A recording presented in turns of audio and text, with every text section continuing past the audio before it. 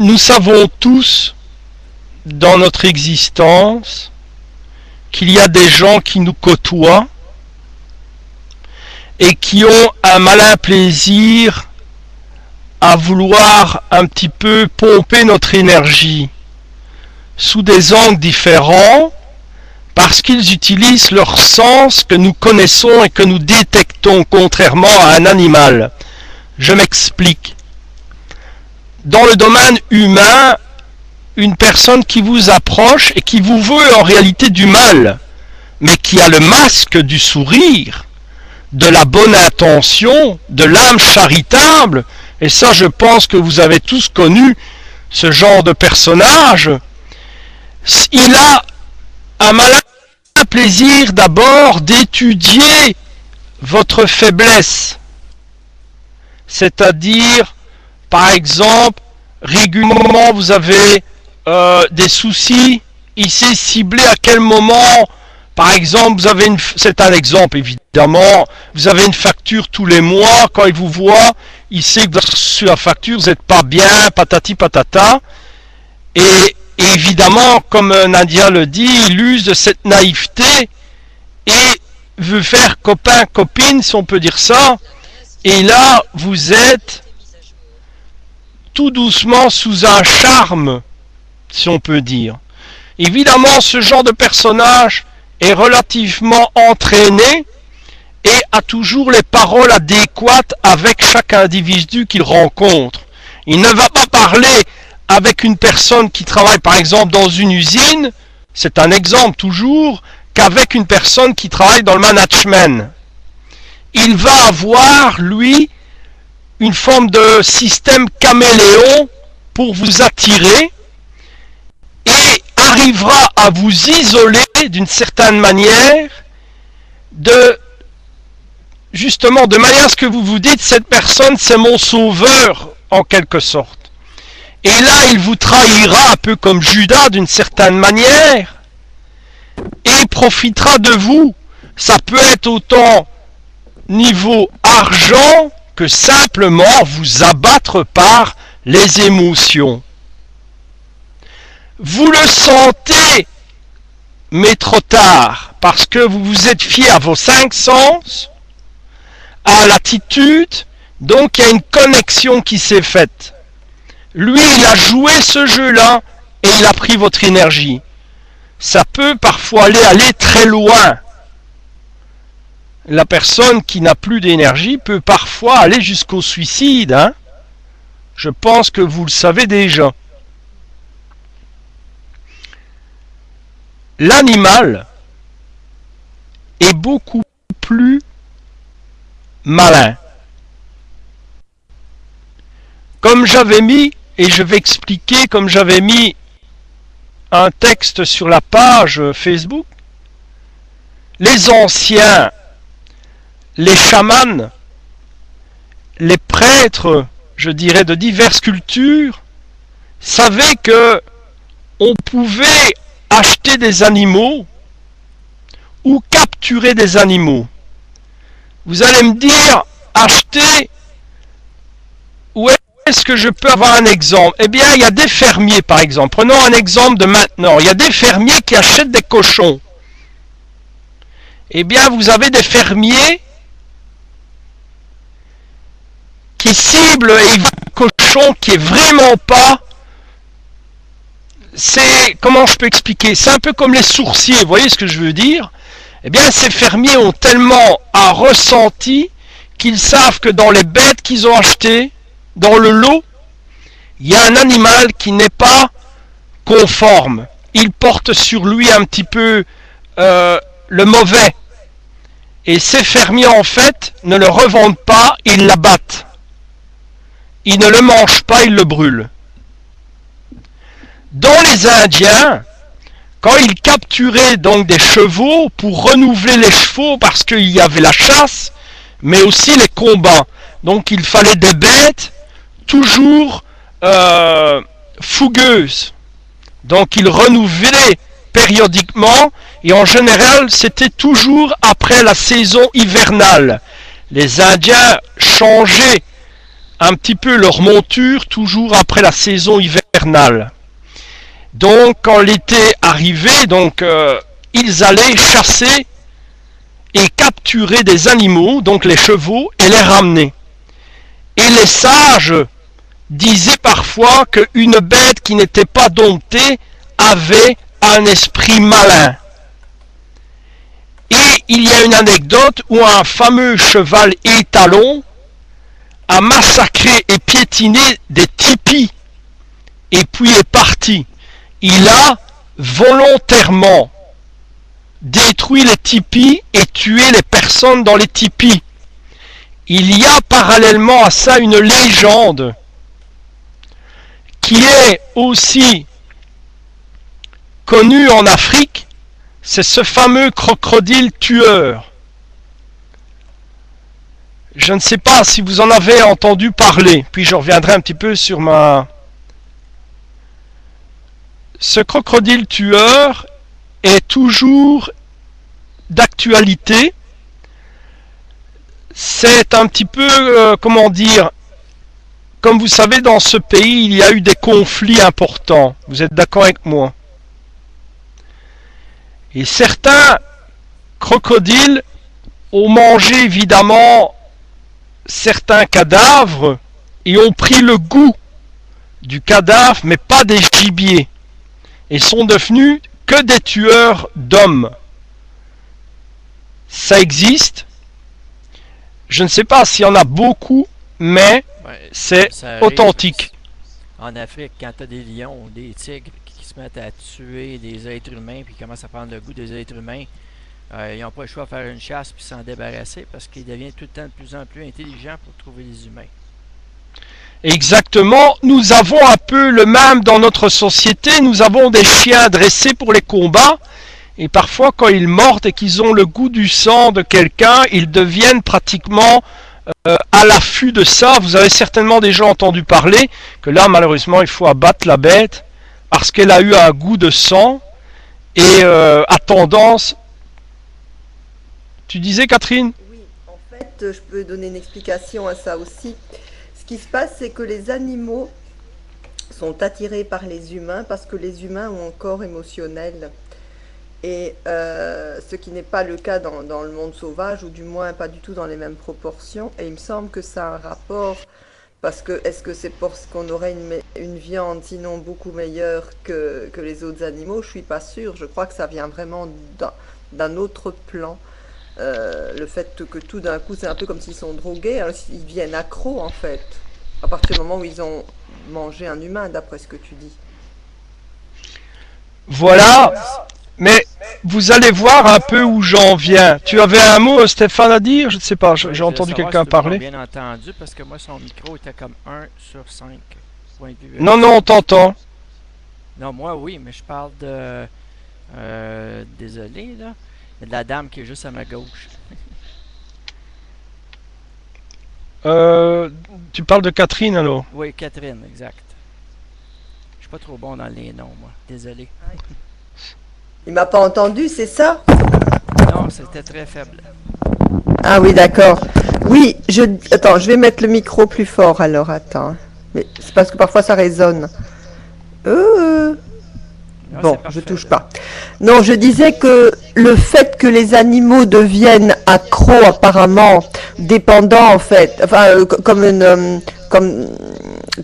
ouais, une fois qu'on a goûté quelque chose, on sait plus tu veux toujours en ravoir. Ça s'expliquerait par le fait que les humains ont un corps émotionnel qui attire les animaux. Et alors, ce serait un petit peu pour ça, parce que c'est comme, ils sont littéralement comme un petit peu hypnotisés parce que pour eux, c'est, par rapport au règne animal, il y a une espèce d'évolution dans l'être humain, et c'est sans doute pour ça qu'une fois qu'ils ont goûté, ils en veulent toujours. Ou alors, parce que ça m'étonnerait que ce soit uniquement parce que notre viande est tellement plus excellente que celle des animaux, j'en doute. Il doit y avoir autre chose. Un rapport avec le taux vibratoire. Eh bien, j'y viens justement. C'est pour ça que je vous ai mené sur cette voie-là. Vous allez comprendre pourquoi. Donc, pour vous, l'animal qui a donc goûté au sang, goûté à la chair, s'oriente plus sur ce sang et cette chair qui l'a donné une certaine sensation et saveur. Nous retirons à ce moment-là un petit peu l'instinct, parce qu'il a eu un jugement sur cette viande et ce sang. Ce qui veut dire quoi? Ça veut dire qu'il a eu une forme de raisonnement, ce qui veut dire qu'il a une forme d'esprit qui n'est pas dans le même style que nous, mais il a une forme de réflexion en se disant, si je mange ça, j'aurai plus de goût, j'irai plus. Il y a une forme de réflexion, ce qui veut dire qu'il y a une forme d'esprit. Et cet esprit intéresse bien sûr les énergies négatives comme les phénomènes de possession humaine. Vous comprenez mon raisonnement? Ce qui veut dire, beaucoup de gens disent, l'animal n'a pas d'âme, l'animal n'a pas de réflexion. Et là, je te laisse la parole après, Catherine, je prends le cadre d'animaux sauvages qui, eux, ont eu une réflexion, peut-être pas comme notre système, mais ont eu la réflexion de se dire, ce genre de bonhomme me goûtera mieux que ce petit rat ou mulot ou biche. Il a donc, à travers un système de réflexion, et qui dit réflexion dit esprit d'une certaine manière. Et là, justement, nous allons arriver à nos animaux vampiriques. Ce que je voulais, c'était que vous fassiez le tilt de se dire que l'animal aussi réfléchit. Il n'imite pas l'humain. Il n'imite pas les émotions. Il a ses propres émotions qui nourrissent aussi des énergies négatives qui en ont besoin. Et je vais laisser d'abord la parole à Catherine et je développerai un peu plus ce que je veux dire. Je voulais faire une remarque au sujet quand tu dis les gens qui croient que les animaux n'ont pas d'âme, ils ont tort. En fait, ils ont une âme de groupe, ils ont plutôt une âme de race. Ils sont simplement moins individualisés que nous, que les humains. Donc le règne animal, il y a bien une âme pour les chats. Il y a sans doute des familles d'âmes et des chats différents d'après les races, etc. Mais c'est vrai que quand on fait quelque chose à un animal, ils n'ont pas autant la notion de séparation que l'humain. Donc, c'est pour ça le phénomène, quand on apprend quelque chose à un singe, on se demande comment le singe de l'autre côté de la planète, subitement, il fait la même chose. Les scientifiques au XXe siècle se sont posé 50 000 questions à ce sujet en ne comprenant pas le phénomène. Mais c'est justement, c'est comme s'ils ont une conscience commune. Alors, quand il y a un singe qui apprend quelque chose, ou bien qui a une connaissance de quelque chose, eh ben, ça va dans l'âme. C'est un peu comme si on remet de l'eau dans un verre d'eau dans un grand seau. Toute l'âme de toute la race de ces animaux-là vont être quelque part informés.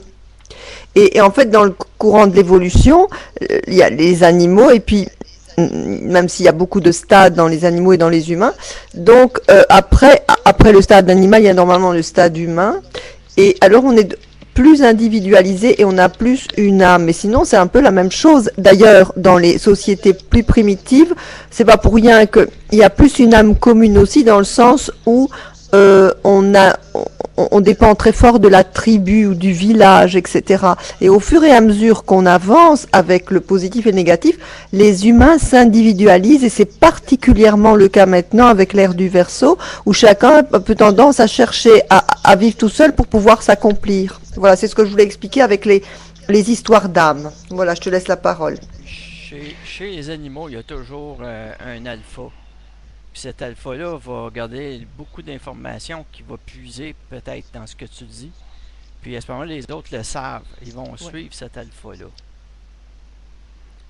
C'est souvent ça que j'ai vu au niveau énergétique, de la manière qu'eux autres y opèrent. Et aussi, pour donner aussi un peu à Carbo un autre aperçu, il y a des attaques de requins sur des êtres humains. Et les requins les recrachent parce que c'est pas la nourriture qu'ils recherchaient. Pourtant, ils y ont goûté. Mais ils savent que c'est pas bon pour moi. Ils le recrachent. Malheureusement, l'être humain est amoché après. Il faut savoir que dans les attaques de requins, c'est tout à fait vrai ce que Stéphane dit, il y a quand même certaines choses que nous pouvons rajouter dans les attaques de requins. D'abord, c'est qu'au niveau des sources qui sont donc ces fameuses rivières qui sont au fond des mers, sont en train de changer. Ce qui veut dire que ça affecte évidemment la faune. Et les requins ont une sensibilisation terrible.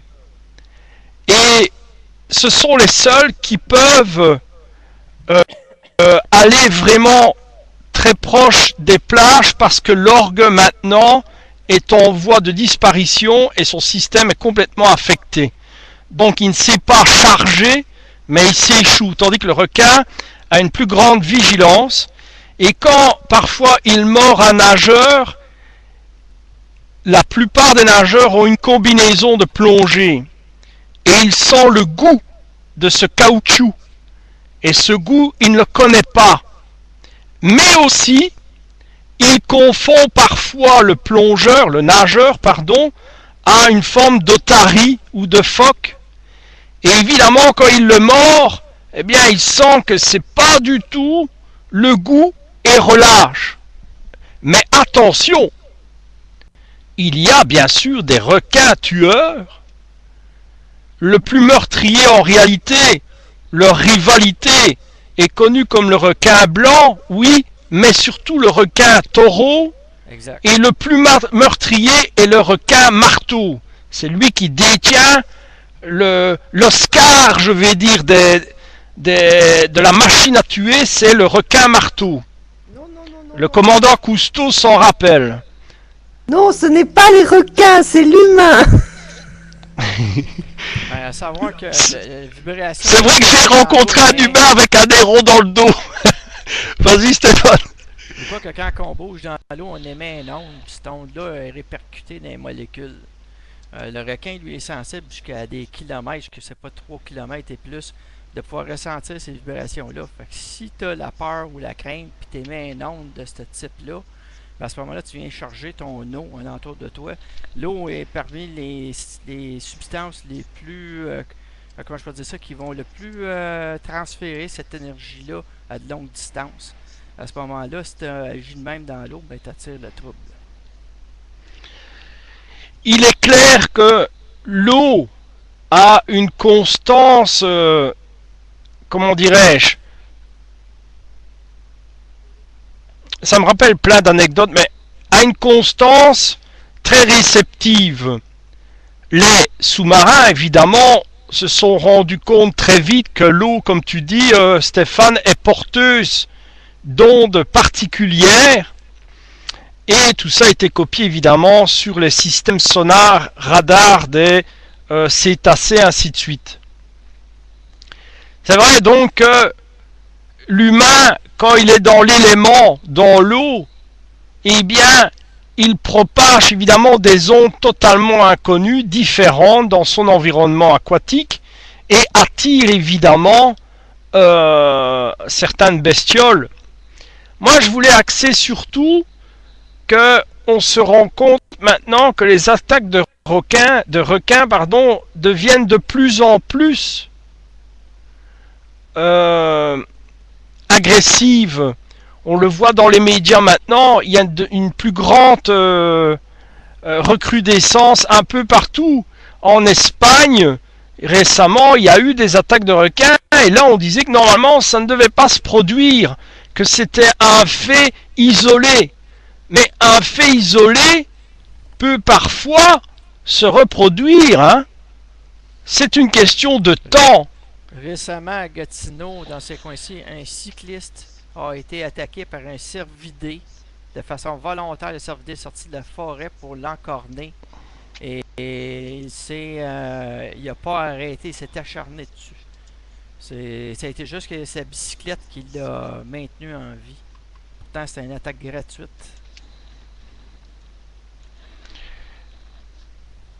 Donc, dans le cadre des attaques, tout à fait, dans le cadre des attaques gratuites, on peut regardez tout ce qui est niveau ours et grizzly.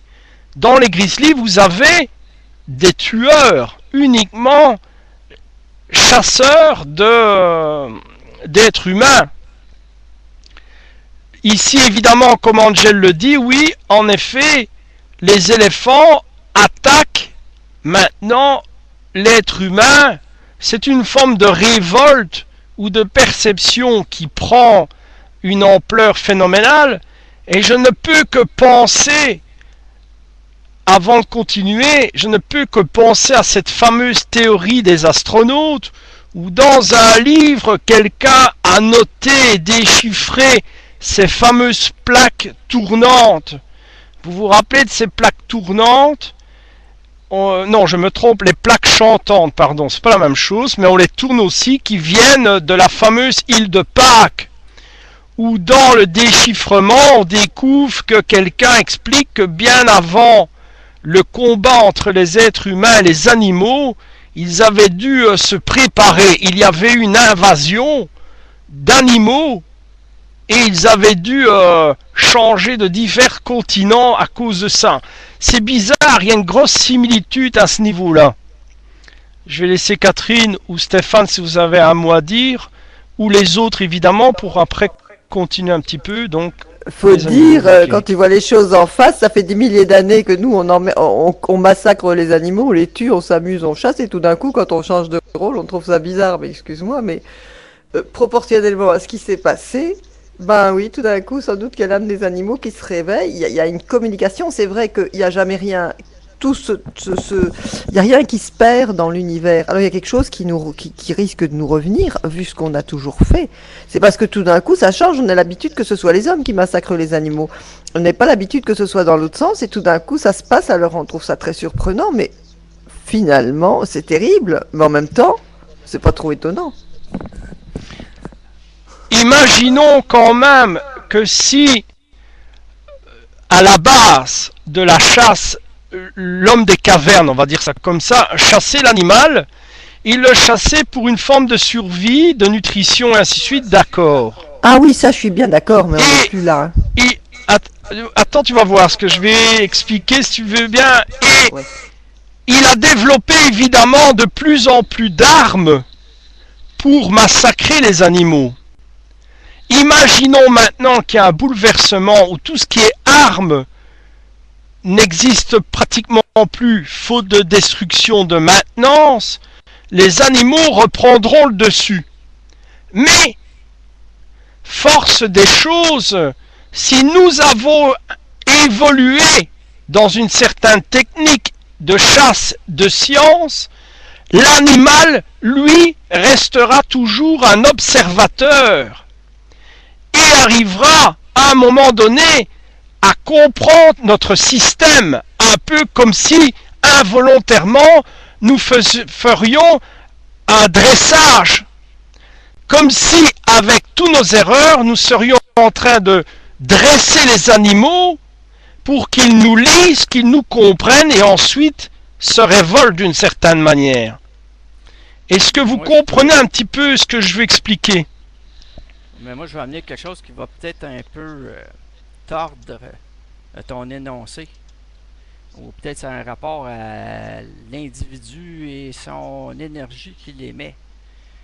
J'ai marqué récemment dans un des sites de Radio Hype, le forum, que un matin j'arrive avec mon véhicule, je me stationne, puis j'ai une nuée de corbeaux qui viennent se nicher au-dessus de l'arbre où je suis. Moi, en étant à l'écoute, je sais que c'est un signe qui m'avance, qui me dit qu'il y a quelque chose, il faut que tu sois plus à l'écoute. Il y a quelque chose qui va se déclencher. À ce moment-là, moi, je vois que les animaux peuvent aussi être de mon bord et ils ne sont pas juste contre nous. Puis ça a effectivement mis un emphase sur quelque chose que j'ai découvert à la suite de ma journée. Je suis allé sur les lieux de mes travaux. Une dame avec qui j'ai déjà travaillé là 2-3 fois. J'ai cogné à la porte, puis j'avais vu sur la chaise des bâtons de sourcier. Et j'ai dit à cette dame, il y a quelqu'un ici qui est sourcier. Elle me dit non, c'est les enfants qui ont joué avec, puis ils ont laissé ça là. J'ai dit, ben, il me semble que si les enfants jouent avec ça ici, d'après ce que je vois, le lieu et tout ça, j'ai l'impression que l'ancienne personne qui était ici avant était sourcier. Elle me dit, ah, c'est bizarre, vous me dites ça. C'est vraiment bizarre. Elle dit, la seule chose qu'il a laissé ici, quand on a pris possession de la maison, c'est un livre de sourcier. Je vais aller vous le chercher pour vous le montrer. À part, puis elle s'en va chercher le livre à pleine vitesse. Là, ça l'a amené sur une nouvelle source d'observation. Juste pour dire un peu le mécanisme, comment moi, les animaux ou mon environnement va amener des signes bien spécifiques à un déclenchement, à quelque chose à apprendre dans ma journée. Puis ça, tout le monde peut l'avoir. Il s'agit juste d'être à l'écoute. Ça vient vers vous. Plus que vous activez ça, plus que ça va se déclencher. Vous activez quoi? Oui, parce qu'en fait, moi je crois aussi que, bon, ça reste quand même des exceptions, des animaux qui attaquent les humains, parce qu'il y a quand même énormément d'animaux, on en voit partout, qui témoignent au contraire beaucoup d'amour et d'affection aux humains. Je crois que ça reste, faut faire attention de ne pas dramatiser et pas faire style film Jaws, parce que on a terrorisé la planète à cause du film, alors que objectivement, quand on voit les proportions de gens tués avec les requins, c'est ridicule. C'est minuscule, par exemple en Australie, c'est un pays où la nature est très puissante, par rapport, je sais pas, même aux accidents de bicyclette, je crois. C'était vraiment infime, mais on a fait beaucoup de spectacles, donc faut pas aller dans la dramatisation en disant, en revenant, en diabolisant les animaux, parce que c'est un petit peu l'inverse qui se passe la plupart du temps. Les gens qui aiment les animaux, au contraire, ils ont beaucoup de... Voilà, ils peuvent aussi, il y a de tout, c'est comme dans les rapports avec les humains, tout existe, mais je crois qu'il faut faire attention de ne pas même si ça existe et s'il y a de temps en temps des animaux qui sont effectivement possédés, ça je veux bien croire, mais ça reste un peu dans les mêmes proportions, enfin c'est ce qui me semble, moi. Stéphane, l'anecdote que tu viens de nous parler, est-ce que tu y trouves une forme de synchronicité, de mise en place de messages? Définitivement. Voilà. Donc pour toi, c'est bien un phénomène de synchronicité qui s'adressait dans le contexte à toi, bien sûr, et à l'environnement. Exact. Et aussi à la personne que je rencontrais. J'ai pas compris qu'est-ce que c'était comme animaux qui se mettaient en haut de l'arbre. J'ai pas entendu. Je m'adresse à Stéphane. Stéphane. Chuté. Des quoi? Ton son a chuté. Des pinsons, tu veux dire? Ah, ouais, il y a un problème de... Regarde au niveau du micro, Catherine. Ah, attends, oui. Ah oui, d'accord. Oui, je vois vraiment le nettoyer. Ah, bon, j'ai demandé, Stéphane, je n'ai pas entendu quels animaux étaient tout près de la maison, moi. C'était les corbeaux. Ah, des corbeaux. Ah oui, si, moi j'ai que ça, des corbeaux. Où j'habite, c'est... Oui. Oui, il faut savoir que le corbeau qui peuvent s'adresser à vous, ça peut être toutes sortes d'animaux. Oui, oui. Bien sûr. Non, mais c'est vrai parce que je voulais axer surtout à souligner que c'est un phénomène de synchronicité et c'est même pas le mot phénomène qui est adéquat parce que la synchronicité est un moyen de communication. Nous avons nos moyens de communication, évidemment, verbal et ainsi de suite, par geste, patati patata, vous le savez. Mais la synchronisation proprement dite est un moyen de communication dans, comment dirais-je, dans le système émotionnel et réceptif. Je comprends très bien ce que Catherine explique et je comprends très bien ce que Stéphane explique. Pourquoi? Parce que bien sûr Catherine reste aussi terre à terre sur des objectifs malgré qu'elle a des connexions évidemment. Stéphane parle d'un cas de synchronicité qui s'adresse à l'environnement et à lui-même. Dans le livre L'échange que je fais, il y a énormément justement de phénomènes de synchronicité. Nous l'avons tous. Ce sont, je prends le mot phénomène parce que bon, c'est ce qu'on dit en général, mais c'est un moyen de communication que nous avions bien avant notre dialogue propre les gens qui étaient il y a des millions d'années et qui ont remonté l'échelle après une chute vertigineuse, mais on en reparlera plus tard, ont, je dirais pas appris, mais savaient qu'il y avait ces genres de synchronicité. Qui, à votre avis, a préservé cette mémoire de synchronicité et qui pouvait lire la synchronicité? Nos chamans, nos sorciers dans les autres tribus qui sont venus avant nous. Parce que nous avions ce système de lecture de synchronicité que nous avons encore maintenant, mais que nous doutons. Nous doutons de cette synchronicité.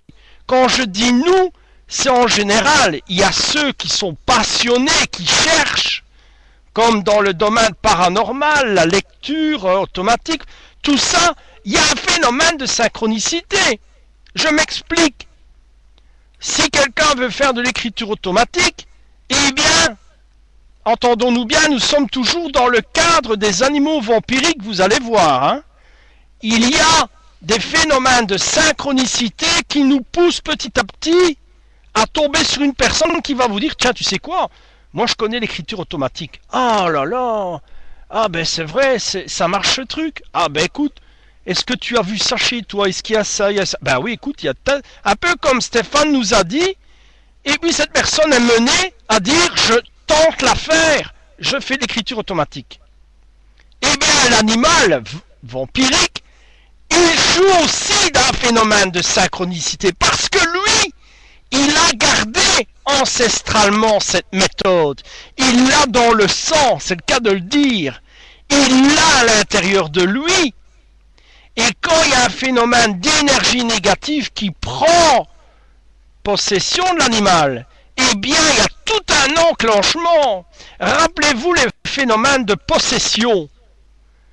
On en parlera plus tard, ce qui n'est pas un envoûtement, c'est pas la même chose, mais dans les phénomènes de possession, il y a une tonne de phénomènes de synchronicité qui se mettent en place avant la possession. La disparition de médicaments, l'accident, un accrochage du médecin qui doit suivre le patient, les parents qui sont en retard, et tout ce phénomène de synchronicité laisse la victime seule. J'en parlerai plus tard. Et l'animal sait faire ça aussi, sous l'influence d'une énergie négative. Je vous laisse chacun et chacune, si vous avez un mot à dire, ou une anecdote, ou Catherine, ou Stéphane, ou les autres qui sont présents, évidemment. Comme ça, je jette un coup d'œil en vitesse sur le chat.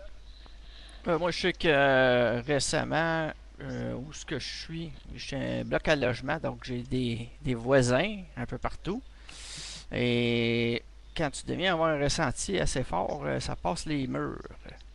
Puis je sens des fois des conflits entre les énergies entre moi et mes voisins. Donc il y en avait une qui était vraiment une peste. Ça a donné que j'ai rencontré le chien de ces voisins-là, parce qu'il y a plusieurs jeunes qui demeurent ensemble. Puis je sais pas pourquoi j'ai comme parlé au chien, puis je sais même pas que c'est que j'ai blatéré. Ça a sorti quelque chose. Le chien m'a regardé, puis il a continué son chemin, puis j'ai continué le mien. Mais le lendemain, la pomme pourrite a été éjectée du lieu, assez sèchement. Puis après ça, l'énergie s'est comme toute stabilisée. Je trouvais ça étrange comme mécanisme. Voici une anecdote authentique, évidemment. Elle se passe, je crois, si je ne m'abuse, à peu près au début de 2000, des années 2000. Il y a un couple qui vient d'acheter, enfin, ils vivaient tous les deux dans un appartement et ils n'étaient pas mariés, ils vivaient en concubinage. Donc c'était des jeunes. Je ne sais pas si je vais faire un test comme ça. Je suis sûr qu'on m'entend. Est-ce que vous m'entendez 5 sur 5? Comme ça, personne n'est...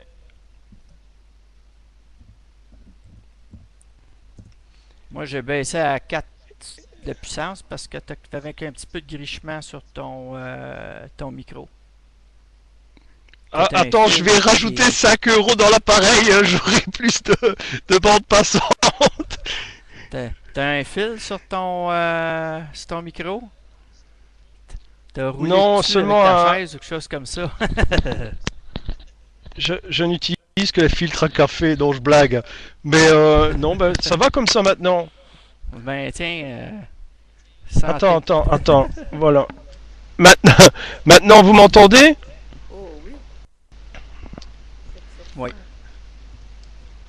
Donc voilà, c'est un couple que j'ai connu qui était militaire de carrière et ils étaient en concubinage. Pour ceux qui savent, le concubinage, c'est bon, bah, vivre ensemble sans vraiment mariage.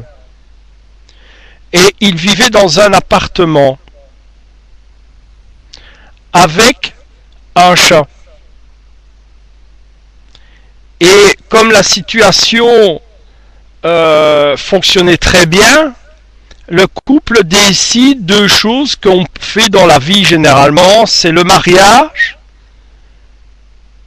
et l'achat d'une maison en convergence, bien sûr, avec, comment dirais-je, le consentement de l'un et de l'autre. Donc un contrat de mariage, c'est ça que je veux dire. Et ils réussissent à avoir une très belle maison, dont j'ai été une fois pour le cadre de cette conférence, justement. Et le chat, c'était un chartreux. Vous voyez ce que je veux dire, hein? C'est un chat gris. Et ces chats ont une particularité, c'est d'avoir un caractère un peu particulier. Et quelque temps après, son épouse trouve du travail également. Et ils partent régulièrement travailler. Et bizarrement, le chat se mettait à la fenêtre et les regardait partir. Évidemment, au début, ils n'ont jamais pris attention à ça. Écoutez bien ce qui s'est passé. Ils ont commencé à observer le chat régulièrement. Il allait se mettre à la fenêtre, il les regardait partir, et ils ont commencé à faire semblant de partir, dû à la curiosité. Et là, ils sont rentrés et le chat était introuvable dans la maison, comme s'il avait complètement disparu. C'est arrivé plusieurs fois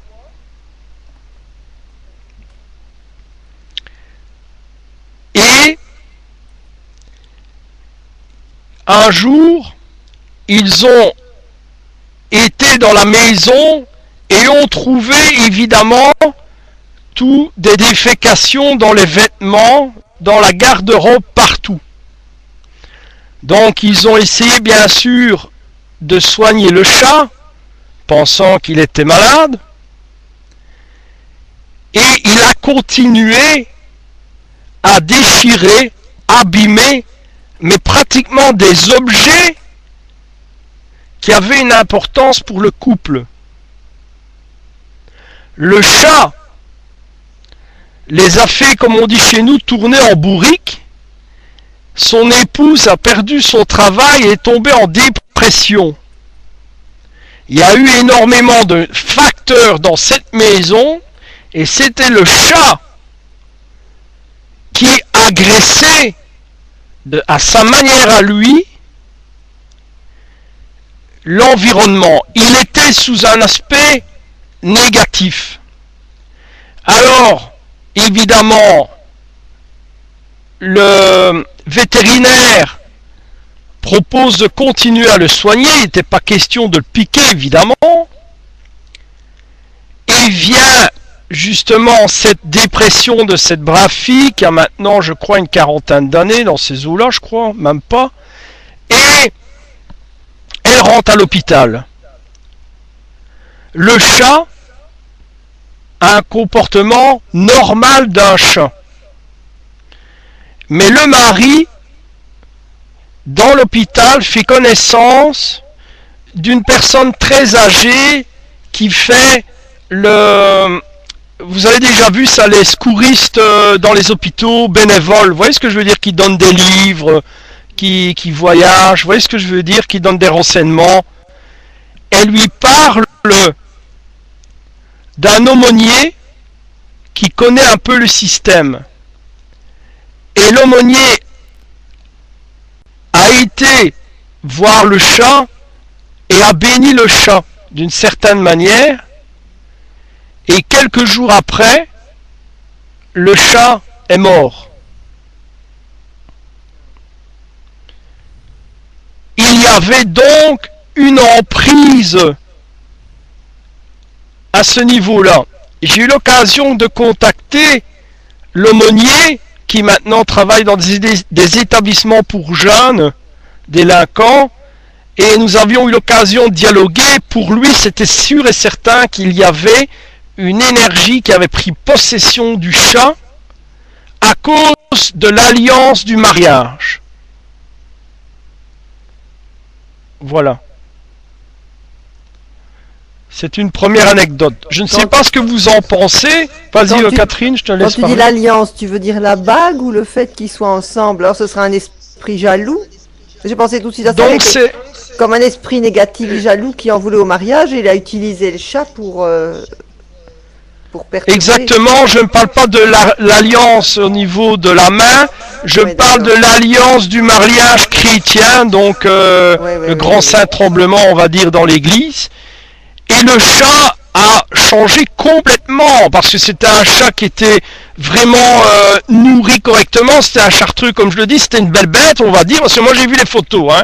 J'ai vu les photos, et le chat était complètement mince, il était dépéri façon de parler, mais alors c'était extraordinaire.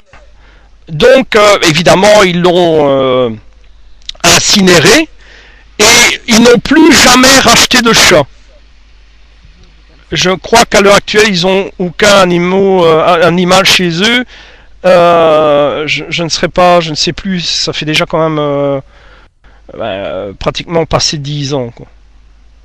Oui, donc en fait les chats, comme les gens, peuvent être sous possession, en fait, c'est ça. Ça peut arriver aux animaux aussi, parce que c'est vraiment le chat qui a été possédé par une entité négative qui s'est abattue sur lui. Et lui, il a été le véhicule, quoi. Comme on est... comme certains humains peuvent l'être, quoi. Mais là, souvent, le maître Ce qui est quand même pas courant. Normalement, ils font le contraire, mais là, voilà. Souvent, le maître n'est pas loin aussi. Hein? Si le maître a des mauvaises intentions, il va les inculquer aussi à son animal.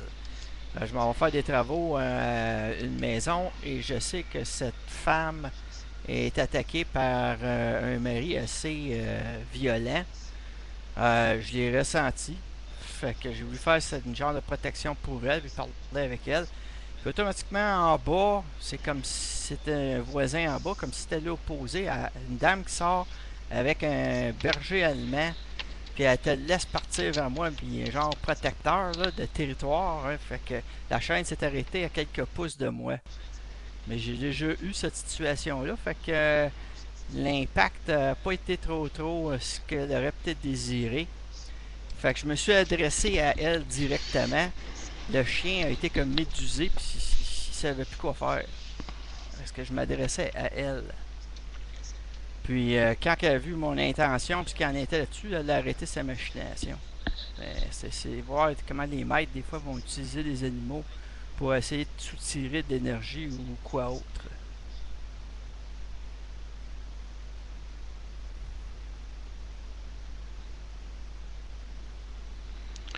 Voilà, il y a des cas particuliers, évidemment, que, comme Alex le note, que les pompiers doivent intervenir. Mais c'est dans un cadre en général naturel. Mais c'est vrai que vous avez donc des animaux qui veulent prendre l'environnement. Vous avez des animaux, on met parfois ça sur le compte de la jalousie. Un animal dont un bébé vient d'arriver chez soi à la naissance, parfois l'animal change aussi de tout au tout. Et là, il y a quand même un phénomène relativement dangereux si nous pouvons dire que c'est de la jalousie, alors nous nous retrouvons encore une fois sur le coup que l'animal a des émotions. Ce qui veut dire émotion veut dire encore une fois esprit. Non, en fait, ce qui se passe, c'est qu'il capte complètement les émotions de son entourage, mais l'animal a quand même, et notamment le chat, le chien d'ailleurs, je crois aussi, mais le chat, c'est fort. Ils ont un côté possessif et jaloux de nature, et effectivement, quand tout d'un coup, ils réagissent, souvent, les animaux réagissent comme les autres enfants. C'est-à-dire que tout d'un coup, ils sont d'abord le roi, ils sont tout seuls, ils sont adorés, parce que beaucoup de couples, ils font une transposition, ils traitent leur animal comme leur enfant. Et puis tout d'un coup, il y a un vrai enfant qui arrive. Du coup, l'animal, il redevient animal. Oui, mais en attendant, l'animal, il a été traité comme un enfant et il trouve. Ça dépend. Il y en a qui ont un instinct protecteur et tout d'un coup, ils vont aimer les enfants et tout ça. Mais il peut arriver que tout d'un coup, il fasse sa crise aussi. Ça réagit vraiment comme les humains parce que ils ressentent très fort les énergies des humains. Les animaux, ils les amplifient et ils les rendent. Moi, j'ai eu 14 ans à essayer de déprendre des traces d'animaux qui m'ont attaqué. Mais je te jure que c'était pas nécessairement doux Oui. comme situation, là. Ah non, T'as une jeune fille de 5 ans qui planifie que tu vas aller avec elle. J'avais 5 ans à l'âge aussi. Tu te retrouves dans une cour, elle ferme la porte, elle rentre dans sa maison, elle me regarde avec un grand sourire, puis tu te mets à dire au chien, attaque-moi. Assez difficile d'essayer de combattre non, une attaque comme oui, ça. bien sûr, oui. Puis comment qu'un enfant de 5 ans va avoir pu réagir Non, non, et avoir ça c'est. planifié quelque chose comme ça. À ce moment-là, c'est plus tard que tu viens à comprendre qu'il y a Oui, oui, quelque non, chose. c'est vrai qu'à ce moment-là, oui, oui, là, ça devient vraiment, c'est du sadisme, là. Oui. Non, il y a effectivement des animaux, et je crois que les gens et les animaux comme ça, ils s'attirent aussi. Moi, un jour, effectivement, j'étais promené ici derrière, il y a une espèce de petit bois, petit parc bizarre, avec une drôle d'ambiance. Pourtant, il y a des arbres, mais c'était tout noir, c'était étrange, j'ai jamais senti ça comme ça. Il y avait un bonhomme avec des chiens, c'est la première fois, j'ai pas vite peur, mais là, je suis partie, une espèce de grand Doberman, il levait les crocs et tout, je dis, mais vous pouvez pas tenir votre chien. Mais vraiment, j'ai senti là, effectivement, comme tu dis, un esprit maléfique. C'est la première fois que je suis partie en disant, mais qu'est-ce que c'est que ça? Mais là, il y avait vraiment un truc super négatif. Il y a des chiens qui absorbent évidemment les énergies négatives autour d'eux, qui peuvent le rendre positivement comme un filtre, mais malheureusement parfois prennent les devants et dispersent cette énergie à leur manière à eux évidemment. Bon, c'est vrai que leur réaction peut être très néfaste, et, bon, par la morsure évidemment, par la sournoiserie aussi, parce que vous avez des animaux qui sont sur une influence et qui sont extrêmement sournois. Il y a aussi, un peu comme les objets, les lieux, comme nous aussi, ces animaux qu'on prend parfois en les adoptant, eh bien, ce chien, ce chat ou que sais-je, on ne sait pas toujours d'où il vient. Et vous pouvez me dire aussi qu'il y a un suivi avec un livret. Eh bien, c'est pas toujours vrai. Je connais quelqu'un qui avait acheté un chien. Ce chien, il a tout fracassé dans la maison, intelligemment, attention. Et on s'est rendu compte que le livret de vente était falsifié.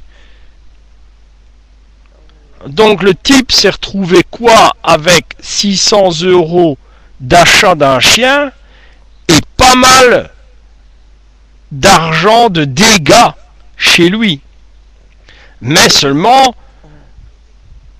Vas-y Catherine, qu'est-ce que tu allais dire? Non, c'est parce qu'il y a beaucoup de... Attends. Là. Il y a beaucoup d'exploitation aussi de marchands d'animaux. Moi, j'ai eu le cas aussi, notamment tout ce qui vient des pays de l'Est, c'est l'horreur. Ils sont beaux, mais c'est trafiqué, exploité. C'est juste pour faire du fric. Ils ont juste un beau pelage, mais ou ils sont malades ou dégénérés ou n'importe quoi, parce que de nouveau là, c'est les humains qui font qui les trafiquent et qui font ils les font se reproduire de façon consanguine dans des conditions pas possibles et horribles. Et effectivement, pour acheter un animal, il faut faire vraiment très très attention une fois qu'on commence à payer des prix pour voir d'où ça vient, parce que c'est aussi un commerce. revenons un peu au sujet évidemment de ces animaux vampiriques. Leur instinct n'est plus un instinct naturel mais contrôlé. Il a une attitude complètement changée du jour au lendemain. S'il se place à tel et tel endroit, c'est pour vous avoir à l'œil. Il établit une toile d'araignée, une stratégie, si on peut dire comme ça le mot, et observe et vous étudie. Il cherche maintenant plus les caresses, il cherche vos faiblesses.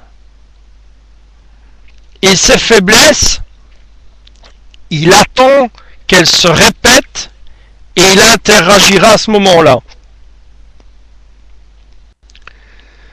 Je me rappelle d'une anecdote marrante où il y avait un chat qui avait été pissé sur le clavier de cette brave dame qui nous écoutait il y a quelques années. Et le chat était vraiment négatif. C'était pas dû à son caractère, si je peux dire. Il y avait bien des phénomènes aussi autour du chat. Il y avait des bruits, il y avait des cahiers, il y avait un tas de choses qui faisaient... Ça coupe, Carbo. Je crois que tu allais dire quelque chose. Comment? Ça coupe. De ton côté, ça coupe.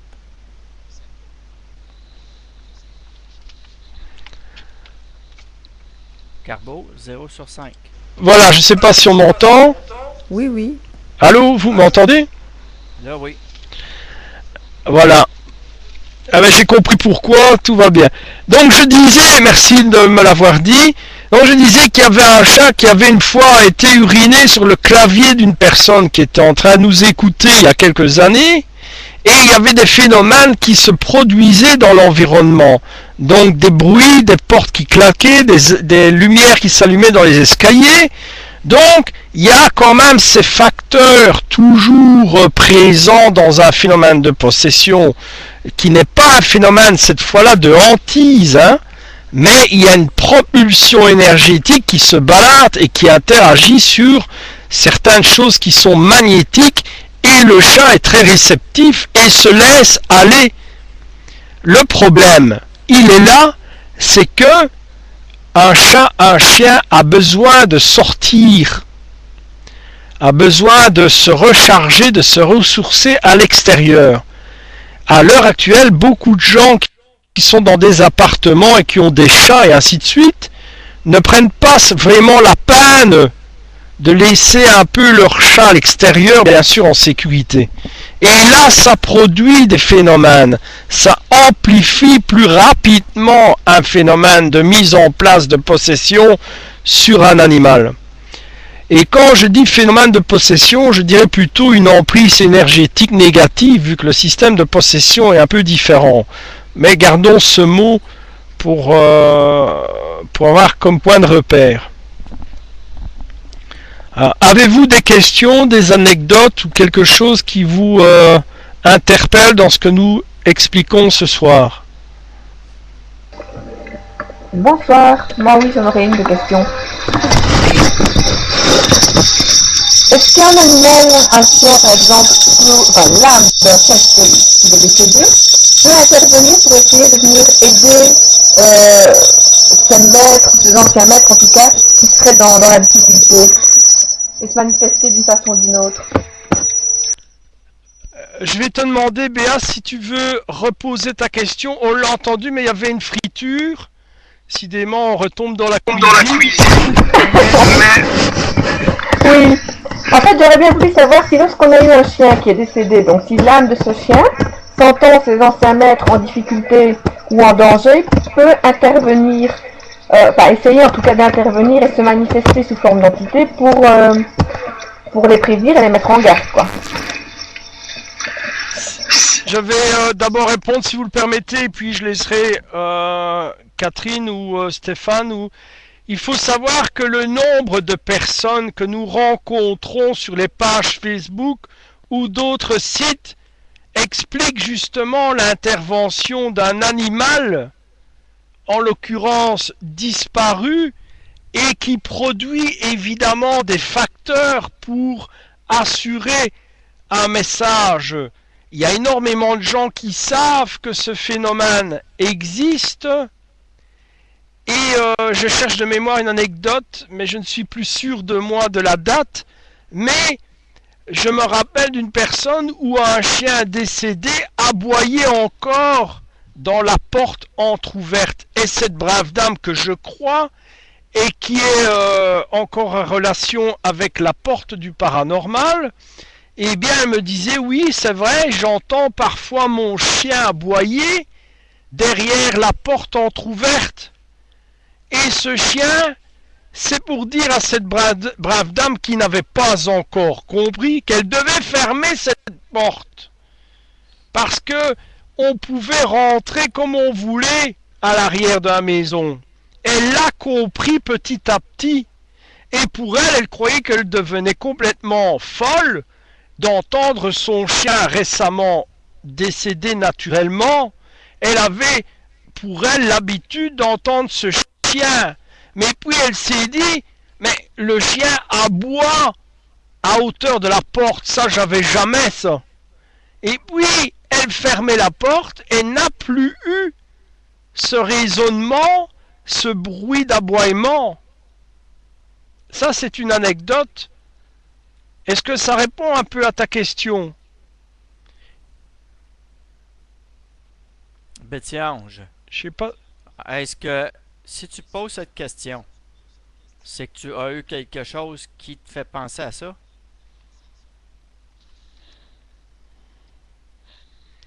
Béa, tu nous entends toujours? Betty-Ange, tu m'entends? Je sais que Béa est connectée, probablement. Voilà. Voilà. Elle était en train d'arranger le micro. Oui, mais en fait, Le j'ai eu cette expérience réellement. Et c'est pour ça que je posais la question, parce qu'à un moment donné, bon, je ne savais pas trop bien si je pouvais y croire ou pas, quoi. Donc, il y a eu tellement de choses qui se sont mises en place les unes après les autres. Et effectivement, quand on a eu l'incendie de la maison, de notre maison, dans les photos qui ont suivi, il y a eu pas mal de choses sur les photos qui sont apparues. Et il y avait sur une des photos, notamment, l'image d'un chien. Et ce chien, enfin, cette image qui apparaissait sur une des photos me faisait penser à mon ancien labrador. Mais toi, est-ce que tu as eu une aide provenant de ce chien pendant cet incendie-là pour que tu puisses quitter les lieux? Ou c'était seulement une image qui était arrivée par après? Non, non, ça c'est venu par après, mais je pense qu'en fait ce chien venait me prévenir. C'est bizarre, il y a un chien qui aboie ça en même temps. Toujours la synchronicité, ne pas oublier. Ouais. Je pense tout simplement que c'était pour me mettre en garde.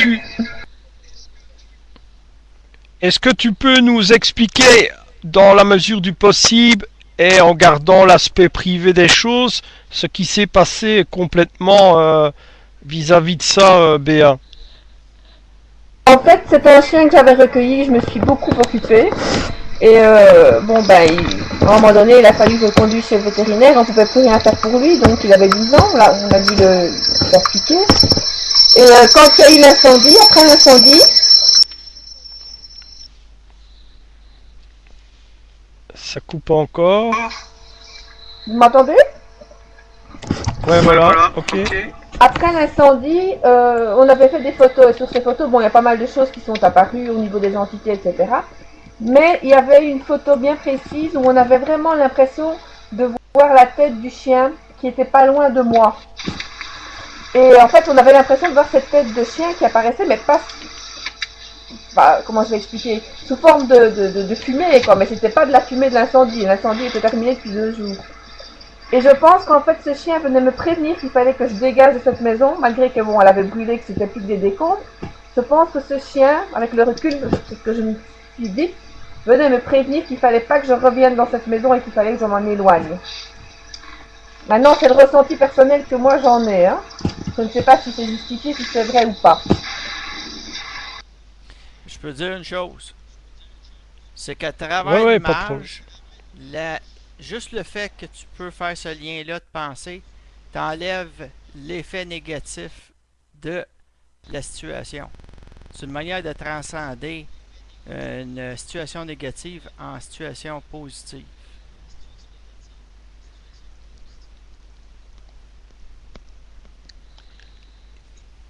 Il y a encore à ce moment-là matière à comprendre que ceux qui disent qu'un animal vit et évolue d'instinct, eh bien, se trompent encore, parce que si nous avons une intervention esprit au niveau d'un animal, c'est qu'il y a bien eu dans son évolution une réflexion, qu'il y a eu émotion, donc un assemblage qui ressemble dans un contexte, je dirais, humain, donc tous les ingrédients qui font qu'il a un esprit. Nous pourrions à ce moment-là partir dans beaucoup d'événements, beaucoup de réflexions en nous disant que ce que nous chassons, ce que nous tuons un animal, mais en l'occurrence un esprit intègre. Oui, hein, en fait, si les humains évoluent particulièrement très vite maintenant, il y a des grands changements, il faut bien se dire qu'il y a un tel bouleversement et un tel changement au niveau de tous les animaux aussi. Il y a quand on voit l'accélération du processus de transformation depuis 4 siècles par rapport à toute l'humanité, enfin pendant des milliers d'années, enfin des centaines, enfin très longtemps, je sais pas dire combien, mais voilà, c'est clair que les animaux, oui, ils vivent des changements tout aussi rapides que nous, parce qu'ils vivent sur la même planète, donc ils sont soumis aux mêmes énergies. Et puis, il y a quand même une chose dont on ne parle pas. Enfin, moi, je suis devenue... C'est pas tellement que je comprends que les humains ont mangé de la viande depuis longtemps, mais la façon dont on traite, enfin, ce qu'on fait avec les animaux, avec la population qui a augmenté, combien on mange de viande, de trop en fait. Avant, c'était normal. C'est normal qu'on mange de la viande, surtout dans les peuples où il n'y a pas beaucoup de culture, etc. Mais on prélevait ce qu'on avait besoin. Maintenant, c'est vraiment bafré quand même. On mange beaucoup trop dans... Et alors, comment on traite ces animaux souvent aussi, il faut bien se dire que leur esprit va quelque part. Quand ils sont tous comme ça électrocutés pour qu'on les bouffe, vous pensez que ça va nulle part? Faut pas rêver, hein.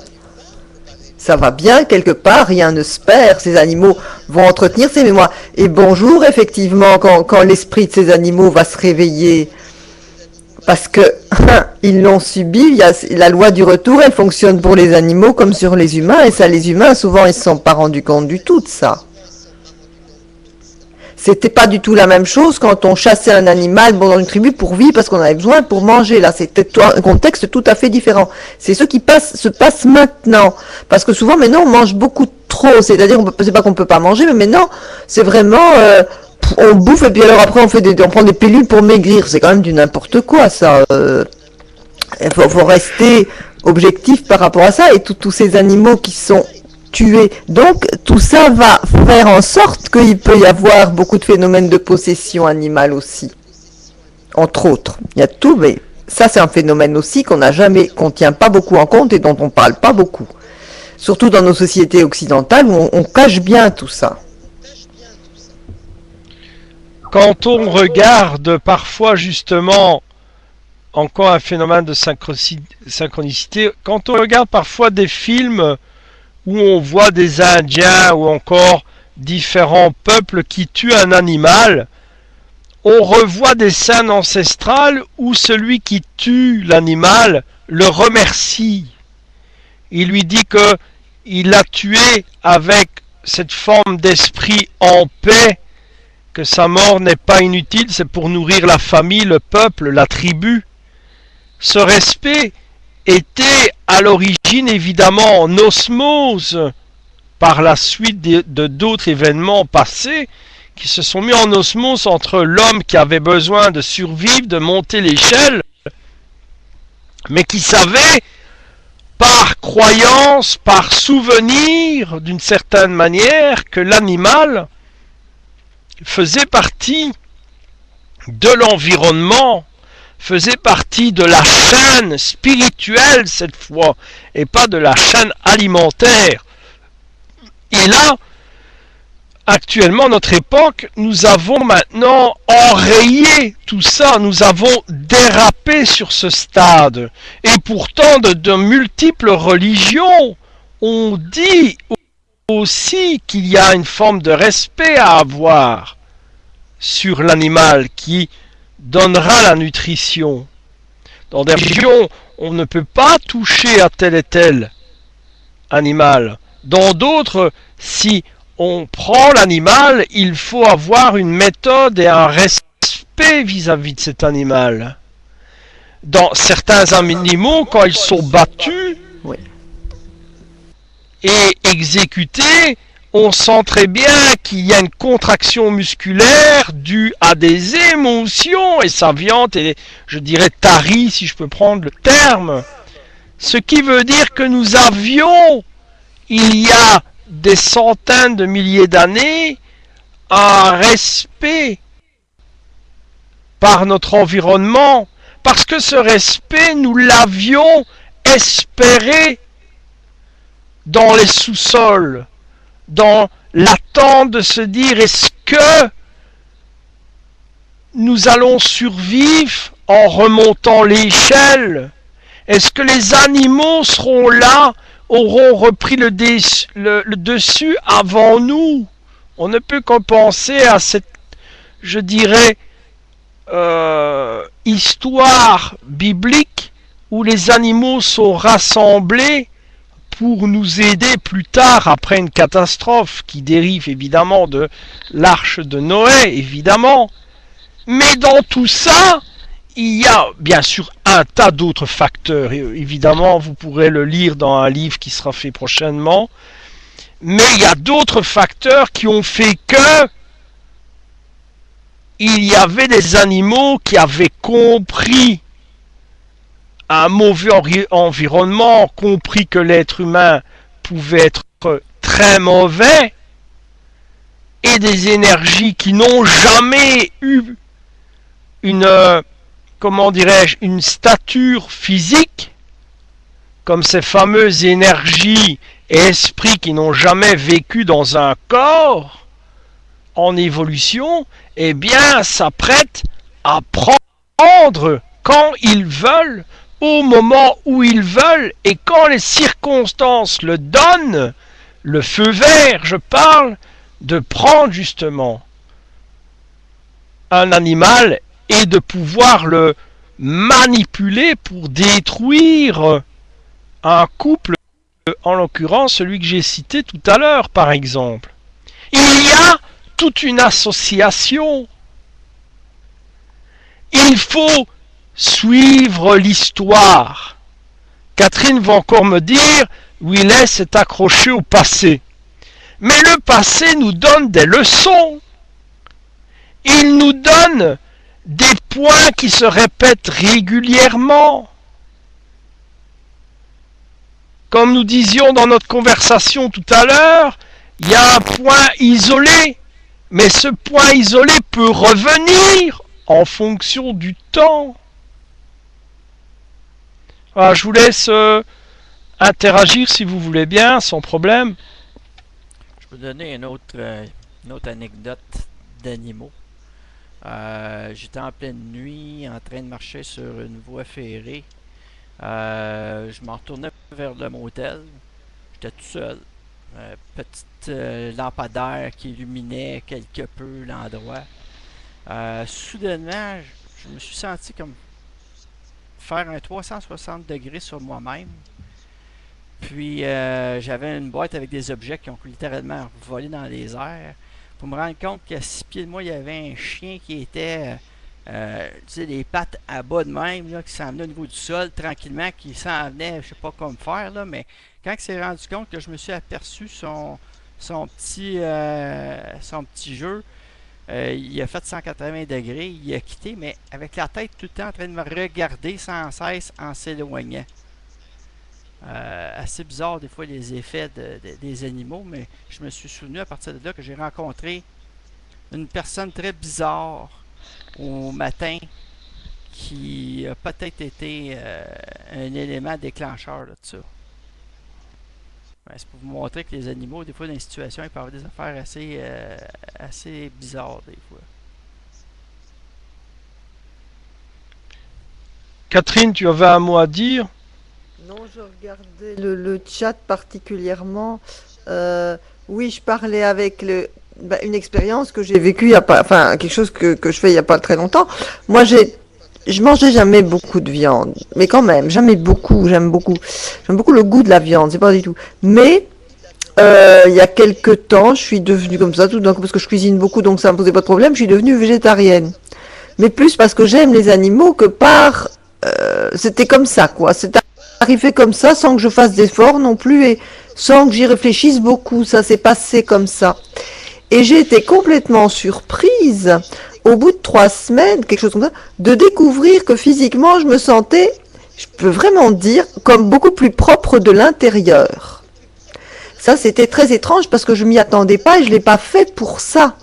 Mais c'était vraiment comme si j'avais pris une douche dedans. Et quand on réfléchit, c'est vrai qu'on capte les vibrations, quand on mange la viande, on capte ces vibrations qui ont été tuées. Il n'y a rien à faire quand les animaux sont tués, ils ont quand même un stress, surtout dans les conditions dans lesquelles ils sont.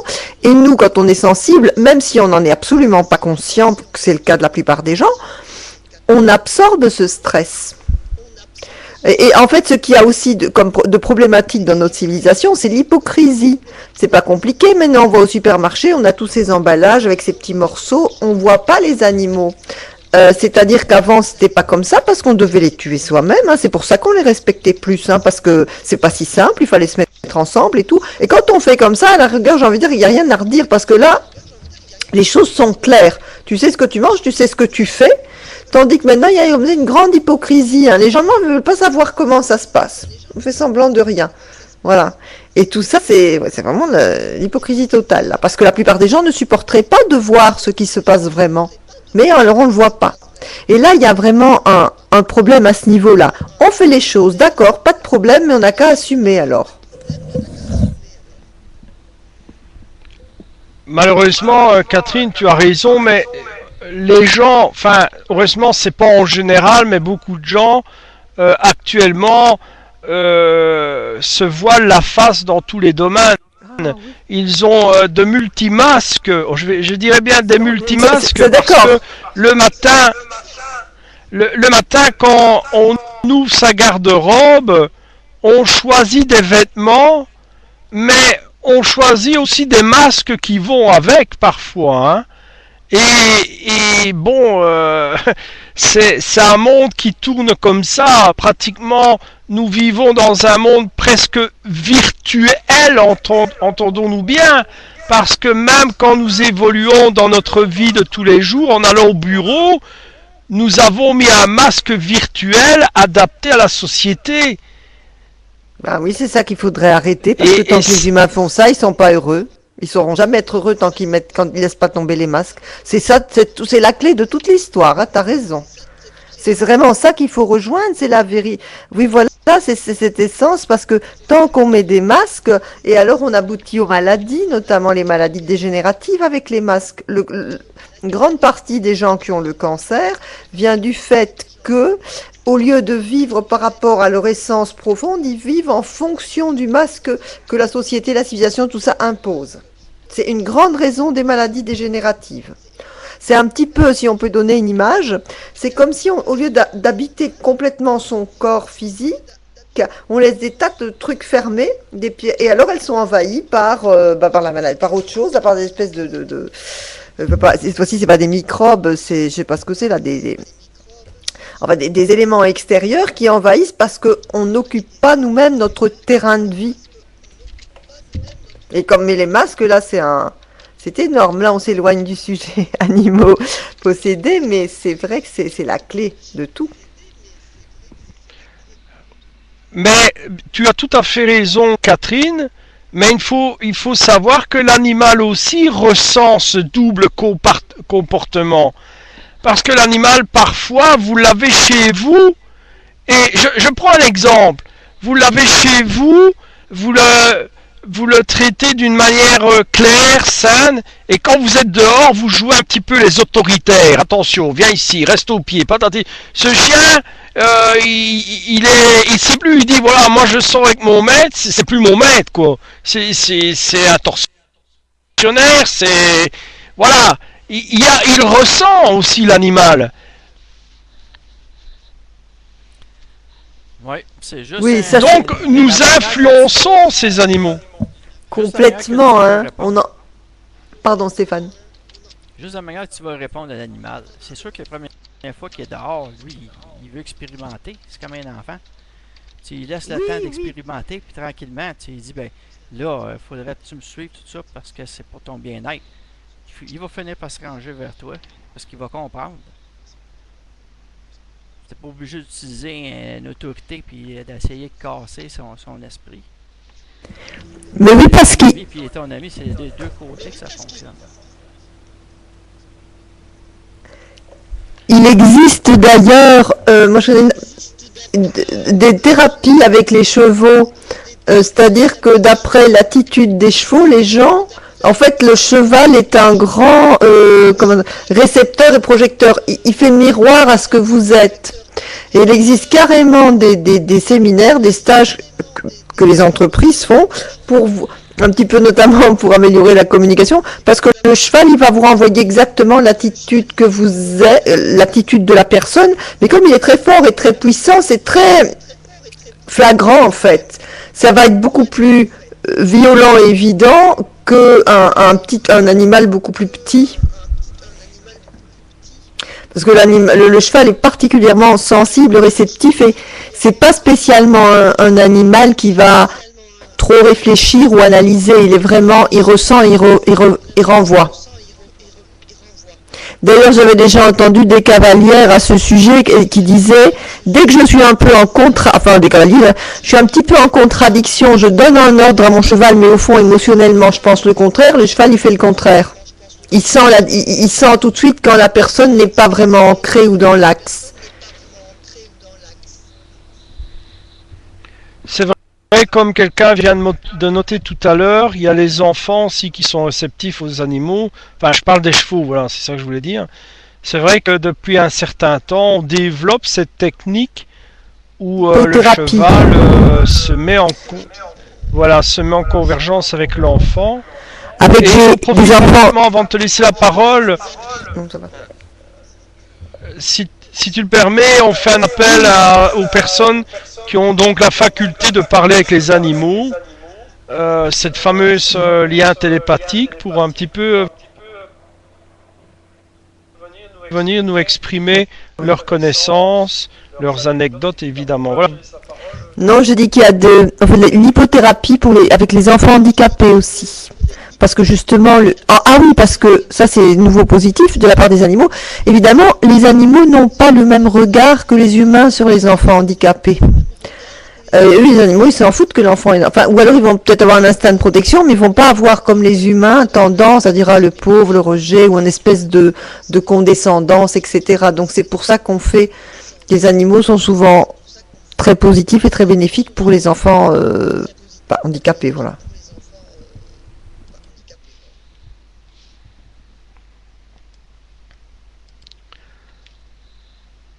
Ok. Je ne sais pas si on m'entend encore.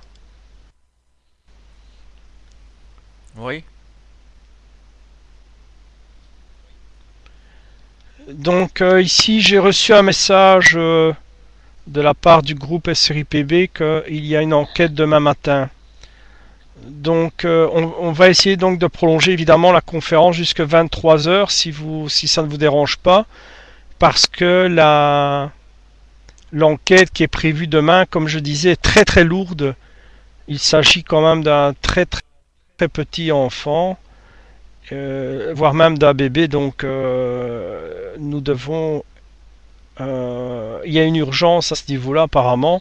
Ça me fait penser à SOS Fantôme, mais là c'est pas un film, c'est quelque chose d'extrêmement... Voilà, je continue. J'ai vu quelques questions au niveau des animaux vampiriques. Malheureusement, je ne suis pas remonté jusqu'en haut. Est-ce que vous voulez bien remettre votre question sur le chat? Certaines personnes ont demandé comment pratiquer ou se défendre ou se protéger, je crois, de ce genre d'événement sur son animal. Mais je ne suis pas sûr exactement de la question. Ou éventuellement, si vous avez d'autres questions, vous pouvez les placer évidemment sur le chat. Mais oui, pour donner un peu les indices aux personnes, comment repérer un peu ça au début, parce que c'est effectivement un petit peu particulier. Moi, j'ai rarement entendu parler de ça, même si j'imagine que, comme tout existe, mais oui, parce que moi, oui. Qu'est-ce qu'il y a comme symptômes, entre guillemets? D'abord, les premiers symptômes commencent par l'environnement. D'abord, ça se met en place au niveau de l'animal. Il a des réactions différentes de l'accoutumée, mais ça s'associe en même temps avec des phénomènes qui se passent dans la maison, proprement dit. Donc, c'est un petit peu comme un phénomène de possession, on va dire ça comme ça. Il y a des bruits, il y a un verre qui casse, il y a des bruits bizarres, il y a des étouffements, il y a des sensations. Et l'animal, lui, contrairement parfois à ce qui se passe, l'animal, du parler, il se dresse à un endroit parce qu'il y a des fantômes, ou il se dresse à un autre endroit parce que là, il y a quelque chose qui n'est pas clair, il se met à aboyer, le chat se met en boule, ou alors il se redresse. Il fait pas le gros dos, mais il commence à miauler, mais assez crûment, un peu comme si on serre son estomac. Vous voyez ce que je veux dire? C'est pas du tout un miaulement normal.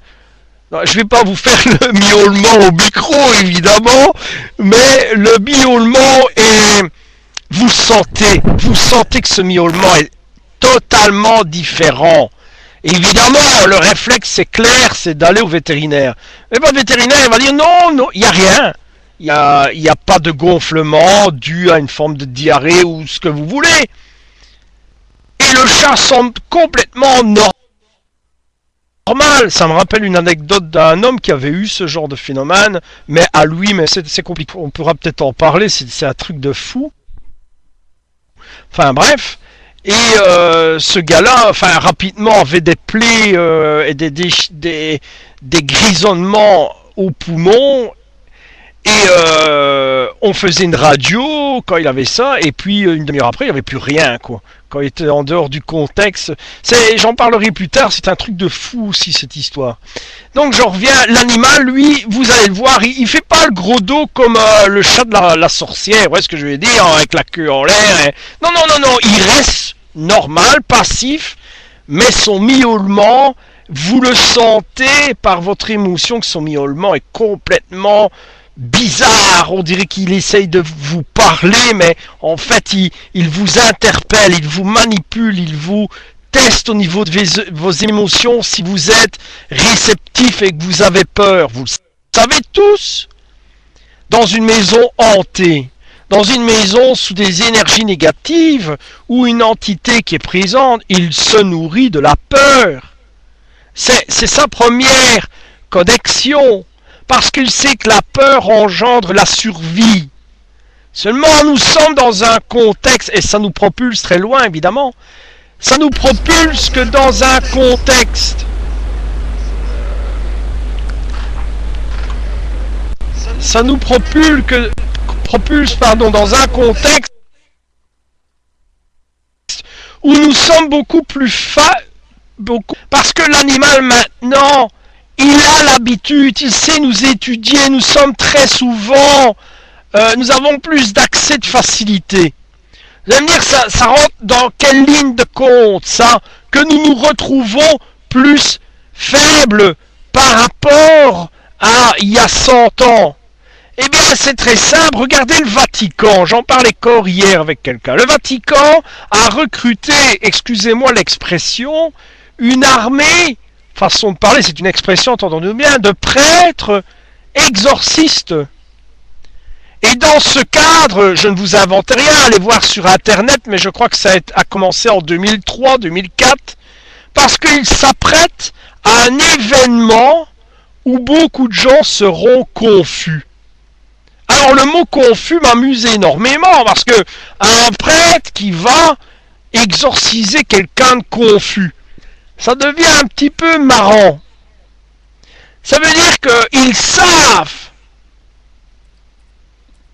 dans les prochains temps, et ça fait partie bien sûr du troisième secret de Fatima, mais ceci est une autre histoire, que nous allons passer à un stade de folie, et dans cette folie qui est déjà à nos portes, il y aura des gens qui seront des enveloppes prises par des énergies négatives. Ce qui nous transporte sur d'autres phénomènes que vous connaissez, qui sont encore une fois et toujours l'expérience de mort imminente. Évidemment, je ne vais pas vous parler des chats et des chiens qui ont une expérience de mort imminente, absolument pas. Mais il y a une connexion à travers tout ça. Notre faiblesse, c'est de réellement avec la nature. Nous sommes sous une emprise technologique. Et cette technologie, regardez toutes les pas bien avant qu'elle sorte, parce que cette technologie était connue. Nous retombons sur la théorie des anciens cosmonautes. Celui qui veut faire face comme Catherine Dutilleul qui est ici présente, nous dit « Si nous pouvions jeter nos masques dans une poubelle, nous pourrions nous rendre compte que le passé nous donne des enseignements, nous demande, espère que nous allons avoir cette fois ce petit tilt.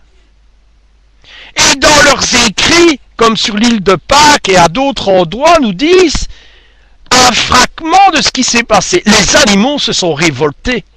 Les animaux sont devenus fous. Eh bien, tout ça est un ensemble.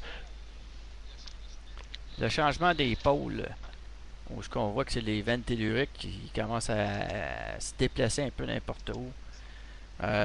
En électronique, quand tu vas dans la loi de Lenz, où un électron qui va à sens inverse ou un champ magnétique, une fluctuation quelconque, il y a une augmentation d'énergie à ce moment-là qui est notée. L'être humain va peut-être être sensible à ces fluctuations-là, qui va peut-être augmenter leur capacité. Les sourciers. Pour ouvrir une parenthèse. Les sourciers sont ceux qui ont travaillé avec les champs magnétiques, tout ça, pour trouver de l'eau ou plusieurs autres types d'utilisation pour trouver quoi que ce soit. Donc, il y a peut-être quelque chose à ce niveau-là qui se prépare. En tout cas, c'est mon ressenti. Il faut savoir qu'il existe depuis 1970, je crois même juste avant 70, qu'il y a un projet qui découle justement des savoirs ancestraux, mais qui a été élaboré, c'est ce fameux projet sur la surveillance et la réaction au changement de l'axe terrestre. Et cet axe terrestre changera, il se fera. Et regardez ces fameuses cartes qui ont été retrouvées il y a très longtemps et qui nous parlent des changements de pôle, des changements de continent.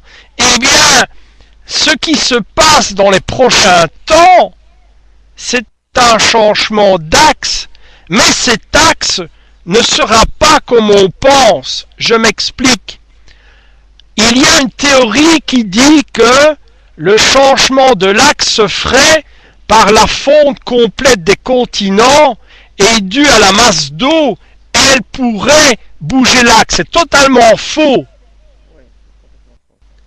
Il faut d'abord savoir que... Mais je parle d'une théorie qui est fausse, mais le projet à la surveillance du changement de l'axe existe de mémoire, et pardonnez-moi, je n'ai plus le nom du projet, mais je sais très bien que la Lune, qui était avant un Soleil qui s'est éteint et brûlé, dans sa consommation implosive, a perturbé le cycle de la Terre, donc son fonctionnement. Si nous regardons le Soleil, il peut également, en refroidissant, changer l'axe. Eh bien non! Qu'est-ce qui va changer l'axe? Eh bien, c'est la naissance entre un trou noir et une étoile. Parce que le temps que nous connaissons maintenant, évidemment dans l'espace est différent, je vous l'accorde, je vous apprends rien. Mais la survenance d'un trou noir peut se faire n'importe quand, à n'importe quel moment. Il n'y a pas un enchaînement concret en fait. Parce que c'est une déchirure de masse et qui engouffre. Et cet engouffrement implique un changement cosmotique, on va dire comme ça, pour parler dans les grandes lignes, et influe le changement d'un axe de n'importe quoi. Il y a un autre phénomène que je ne parlerai pas ce soir, qui peut prévenir à ça. Donc ça veut dire de cibler le moment où l'ouverture va se faire. Je n'en dirai pas plus. Oui, parce que à ce niveau-là... Mais ça reprend ce que Stéphane disait au niveau des électrons et patati patata, comme, bon, je ne vais pas rentrer dans les détails, mais il faut savoir qu'un trou noir est une gomme, comme si Dieu, façon de parler, arrivait qui gommait quelque chose. C'est une image, mais un trou noir peut apparaître aussi vite qu'on ne croit et sans notion du temps. Là, c'est l'erreur de croire qu'un trou noir est venu au fin fond de l'histoire, prend son temps, disparaît et ainsi de suite. Nous n'avons pas véritablement la notion du temps au niveau de cette déchirure spatio-temporelle et qui influence le cycle cosmotique dont nous sommes dans cette forme de galaxie actuellement. Je ne vais pas rentrer dans les grands détails aux frères Bogdanov, je leur laisse la priorité évidemment, mais l'histoire nous l'a enseigné. Suivez l'histoire, elle nous l'explique ce phénomène. Voilà, je laisse Catherine. Willis, tout à l'heure, tu as dit la Lune, c'est un ancien soleil. C'est pas plutôt une ancienne Terre? Moi, j'ai toujours, Et non. Moi, j'ai toujours appris que c'est un ancien soleil. Si nous écoutons, je vais te répondre. Si nous écoutons nos pères, allez étudier Zimbabwe, allez étudier les enfants de Sirius dans leur chant, dans leur forme de culture. Ils parlent d'un soleil qui s'est éteint. Et dans une légende au niveau des peuples de Sirius, je ne sais plus l'entièreté, mais ils disent que quand ils regardaient la lune qui avait brûlé, cela leur rappelait le retour futur de leur connaissance et de leurs frères. C'est traduit un petit peu comme ça.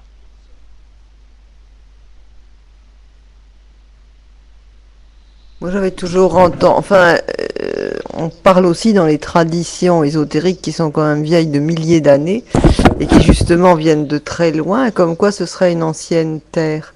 Par contre, par rapport au trou noir, c'est clair que c'est parce qu'on sort de notre notion du temps, on est encore très limité dans notre intellect pour intégrer tout ça. Le trou noir, c'est une autre dimension, donc on passe à autre chose, donc tout d'un coup on le voit plus parce que massivement, c'est passé une autre dimension, mais il y a quelque chose qui se passe, c'est comme une explosion.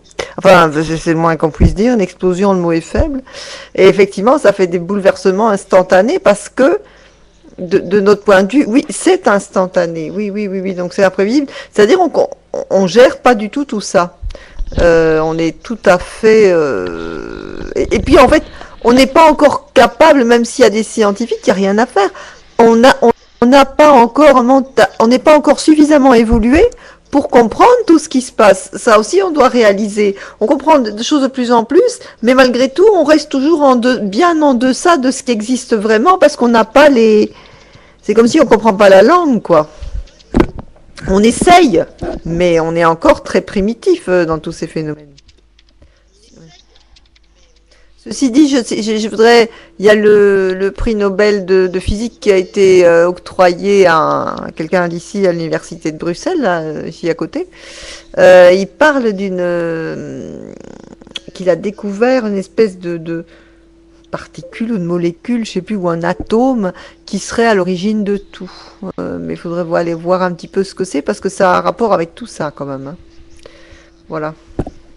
Il faut savoir que l'atome primordial dans l'évolution est connu par nos alchimistes depuis très longtemps, qui est ce fameux grain céleste. Le grain céleste fait partie de la construction de l'évolution. Comme j'en ai parlé l'autre fois, tu es poussière, tu redeviendras poussière, je ne sais plus avec qui j'avais parlé de ça.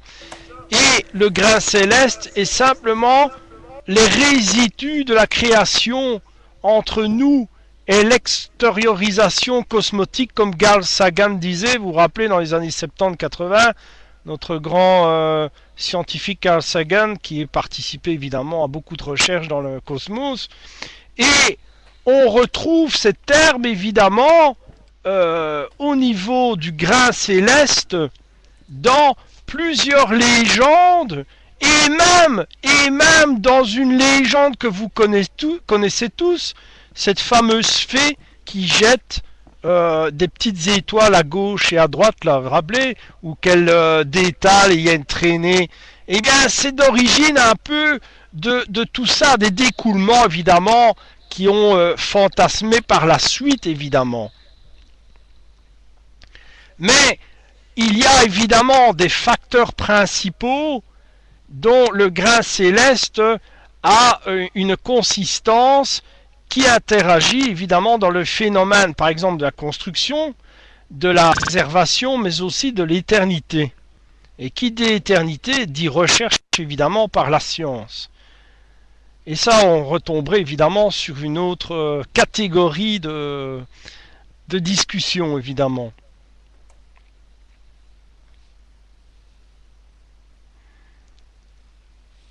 Alors, la fée Clochette, oui, ben... Vas-y, Stéphane. C'est sûr que quand on commence à parler dans ce sujet-là, ça devient vaste. C'est vrai que c'est vaste parce que nous serions à ce moment-là confrontés à quelque chose qu'on évite. Nous serions confrontés, dans ce que tu dis Stéphane, quelque chose de vaste, nous serions confrontés entre la croyance, entre les formes d'ésotérisme et la science.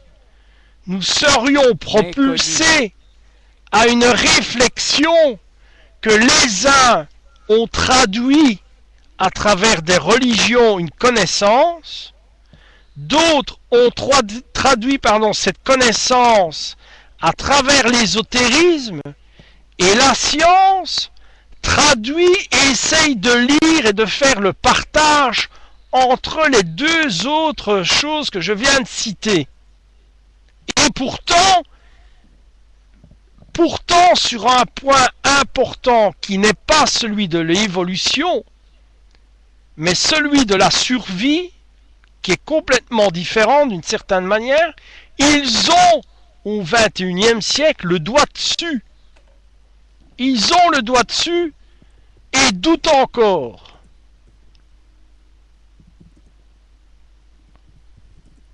C'est parce que chacun de ces groupes arrive à une fine ligne à un moment donné, puis cette fine ligne-là, malgré nos connaissances ou nos systèmes de données ou d'informations, on arrive à un endroit hypothétique où ce que, tout le monde ne se comprend plus.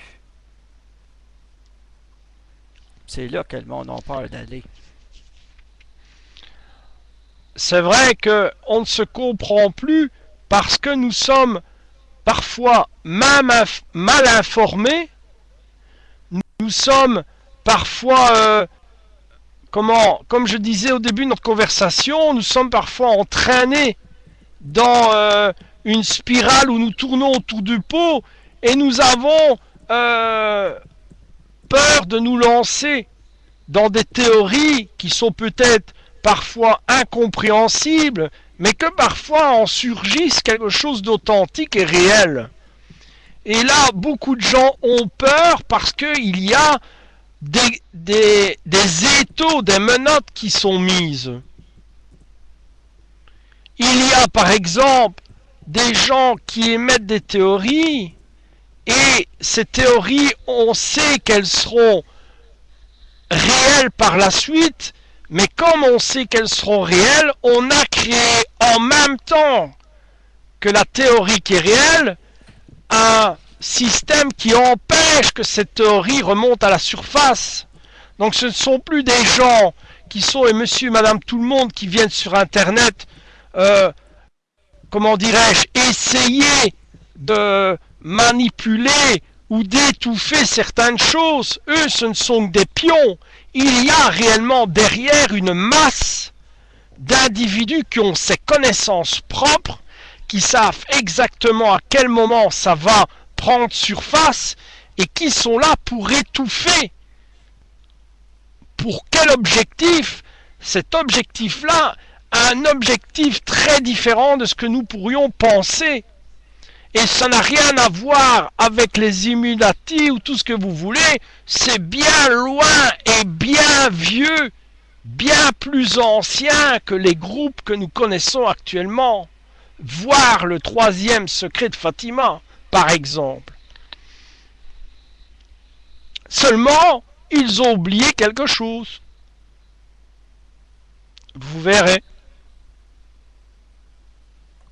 Ils ont oublié un bête facteur.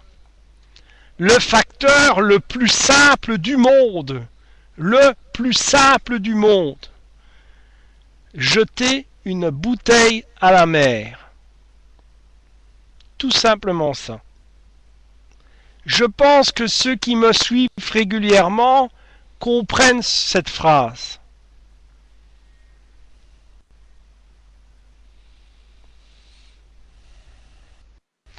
Voilà, je vous laisse prendre réflexion sur ce que j'expliquais avec un merveilleux partage avec notre amie Catherine Dutilleul et bien sûr Stéphane qui a honoré évidemment l'enveloppe de 4000 € qu'il m'a envoyé pour pouvoir parler ce soir. Ça rentre vite, hein? Ouais, ben, je crois qu'on va en faire souvent. Mais, Stéphane, non, Catherine. Non, j'explique en fait. Catherine n'était pas là quand on en a parlé. On avait dit que Stéphane avait posté également, comme tout le monde ici, sur les pages Facebook, et qu'il m'avait donné 4000 € pour que j'en parle ce soir. Ben, bien sûr, c'est totalement faux. C'était 6000 €. Donc, donc je blague. Mais il y a évidemment beaucoup de choses à dire.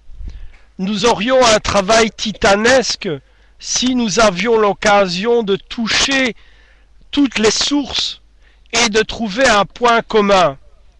C'est un travail titanesque.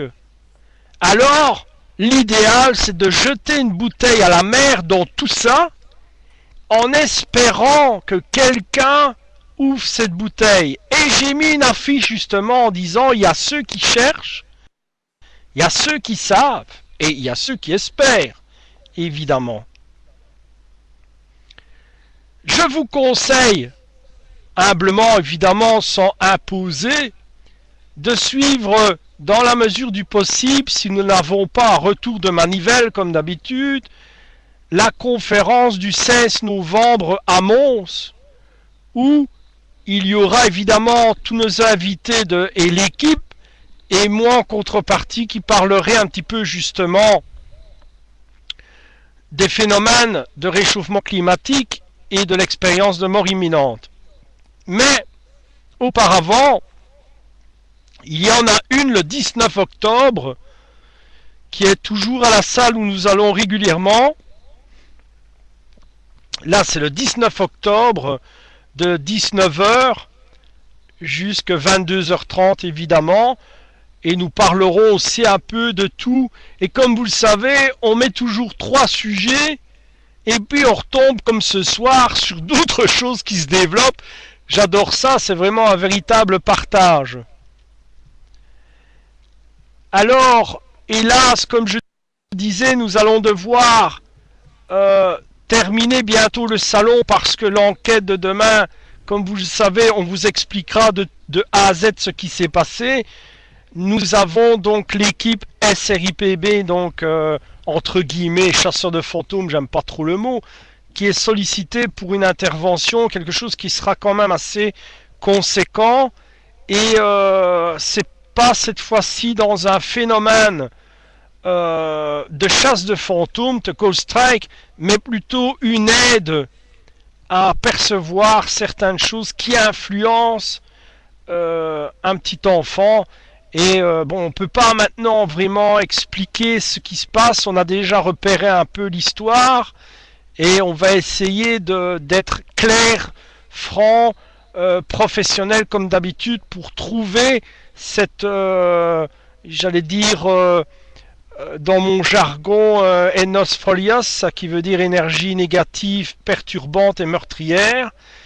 Et on va dire ça comme ça, donc l'équipe, je suis certain, fera face à quelque chose qui risque peut-être de les perturber en sortant d'une certaine manière. Quand je dis perturber, c'est de les avoir propulsés sur une dimension de chasse aux fantômes, entre guillemets, un peu différente du naturel, si on peut encore une fois dire ça.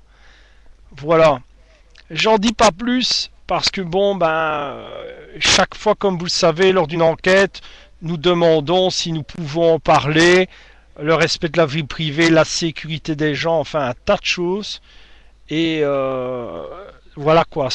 Moi j'ai besoin de cette équipe parce qu'ils ont chacun un complément incroyable.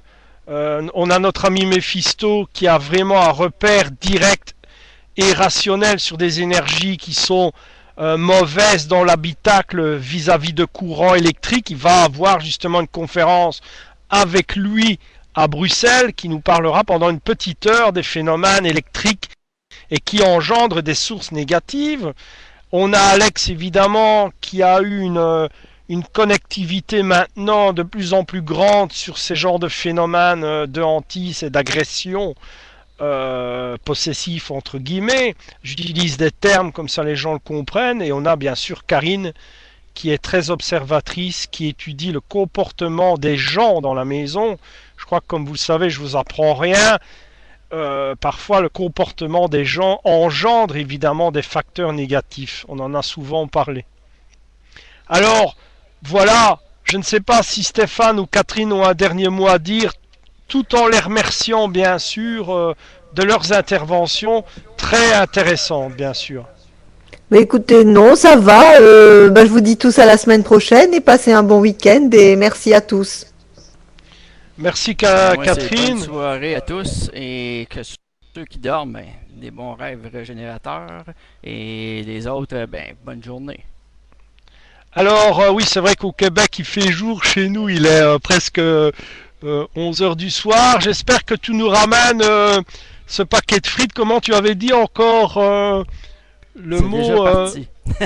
Ah, donc on va faire fiesta. Là-dessus, je rappelle surtout que avant de vous quitter, qu'il y a une conférence le 19, le 16, il y en aura 2 qui suivront après sur Bruxelles. Et après, on vient vous voir en France. On vient vous faire un petit coucou en France. Bien sûr, ceux qui sont au Québec ne seront pas oubliés. Ils seront avec nous en duplex, si on peut dire comme ça, donc avec la tête dans le net ou peut-être autre chose, une autre surprise, vous verrez. Mais vous nous verrez en chair et en os, si je peux dire comme ça, fantomatiquement, en France, lors d'une conférence. Donc voilà, on espérera qu'on sera bien accueillis, je n'en doute pas, parce que je sais que les Français sont chauvins, comme je disais, mais savent accueillir avec le sourire, ça je le sais. J'ai un petit peu de moi là-bas, beaucoup de souvenirs. J'espère un jour aller au Québec, on ne sait jamais. J'aimerais bien voir les grandes étendues, si c'est possible, du Québec. Et pas aller à la chasse, mais respirer l'air. Moi aussi. Il y a des bonnes pistes énergétiques. Moi aussi, peut-être. J'aimerais bien peut-être emballer avec Radio Rail parce que moi, ça me plairait bien. J'ai toujours dit que je suis persuadée que je vais aller au Québec un jour. Donc voilà. Et dans le cadre du travail et de conférences en plus. Donc, on ne sait pas. Donc On s'aime. c'est pas exclu, c'est pas exclu. Alors voilà, donc il me reste plus qu'à vous remercier tous de votre fidélité et également de vos questions, de votre maturité d'écoute et des deux personnes qui sont venues aimablement partager leurs connaissances. Voilà. Je veux aussi, il y a la Belgique et la France que je ne connais point. Peut-être que je mettrai pied là-bas un jour. Si tu aimes les frites, c'est en Belgique que tu dois venir. Et si tu aimes la bière, c'est aussi en Belgique que tu dois venir. Maintenant, si tu aimes le pastis et le ricard, là, c'est pas la même chose. Je laisse la priorité à la France. Alors, je vais demander à Angel si elle veut bien fermer le salon. Vous pouvez mettre vos commentaires sur la page Facebook sans problème. Excusez-nous pour la fermeture assez limitée ce soir, mais il y a des conséquences, comme j'avais noté, importantes aussi pour une enquête. Et je vous donne rendez-vous, bien sûr, au courant de vendredi prochain et certainement le 19 octobre pour notre conférence, mais il est possible qu'au courant de la semaine, entre le 15 et le 17, qu'il y ait une conférence sur Paranormal Attitude, comme ce soir, une conférence surprise. Voilà. Un grand merci, en tout cas, à tout le monde de nous avoir suivis jusqu'au bout. Et c'est l'équipe, bien sûr, de Radio Ripe 1 qui vous salue tous à travers tous les modules, comme la Porte du Paranormal, Paranormal Attitude, et notre grand bébé, l'ASBL Alpha Medium. À très bientôt à tous et à très vite. Merci encore à tous. Bonne enquête. Merci Stéphane. Merci Stéphane et merci Catherine. Merci Stéphane. Salut. À bientôt. Merci.